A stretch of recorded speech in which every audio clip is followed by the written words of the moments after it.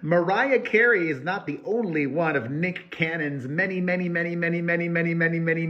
mamas to be known publicly. The Wildin' Out host has 12 children with 6 mothers, and some of them he still dingles his dangle with. Bre Tiesi is one of the stars of Netflix's Selling Sunset, and she just sat down for a new interview where she invited us into her intimate life with the former actor. Remember when Nick Cannon used to be an actor? I can't remember the last movie that he's done, or like a drama or a comedy series. And what's interesting, you can search for this yourself. If you look up Nick Cannon on a web browser, underneath the People Ask section, number 1, it asks, does Nick Cannon have 14 kids? No, he has 12. Underneath that, what medical conditions does Nick Cannon have? He has lupus. And then right underneath that, it says, are Nick Cannon and Bre together? Yes, they are. And she is very happy with their arrangement. While appearing on the Wednesday's podcast, Bre told host Sophie Habu, quote, I like to be very clear. We don't co-parent. We are very much together, and that's why people are confused. Me and my partner have been on and off for years, and basically, he has other partners, and we're just open and happy, and that's our thing. It doesn't need to work for you. She knows there are a lot of critics, and she doesn't care. Bre says, people call it all kinds of shh. I call it just. I do what I want to do. I'm not a jealous person. I don't want a conventional relationship. I don't want a full living person I'm responsible for. I'm responsible for my child. I feel like this is probably, which is so crazy, the healthiest relationship I've ever had. It's amazing. We never fight. We never have any toxicity. We don't argue. Nothing.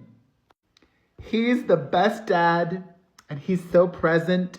I've never asked this man to do something, and he doesn't do it.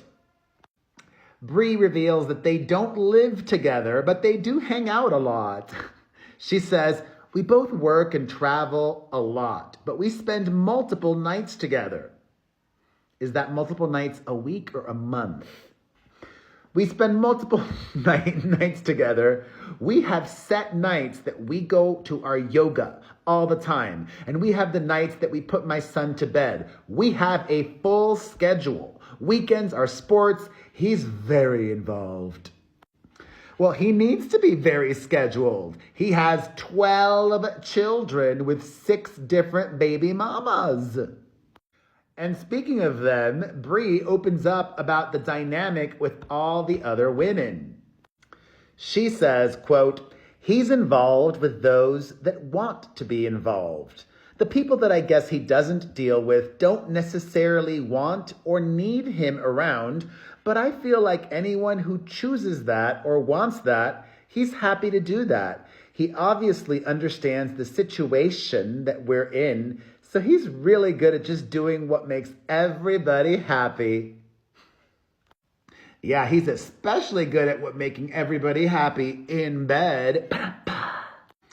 Listen, this concept is not that foreign to me because many gay men, I don't want to put a percentage on it, but a large number of gay men in long-term or even short-term relationships are open. It's not an unheard of concept in the homosexual community.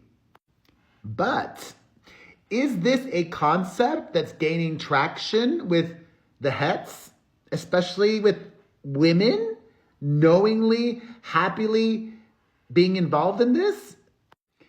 It wouldn't work for me, to be honest. I'm Latino. I am incredibly needy. Actually, I'm not that needy. But I am possessive. Actually, I'm not even that possessive. I guess it could work with me, but I just don't want it. I don't need it. I'd rather be alone. It honestly feels like more of a hassle than anything, right? I don't know. At this point, I'll just take whatever I can get, though. Thoughts on all of this?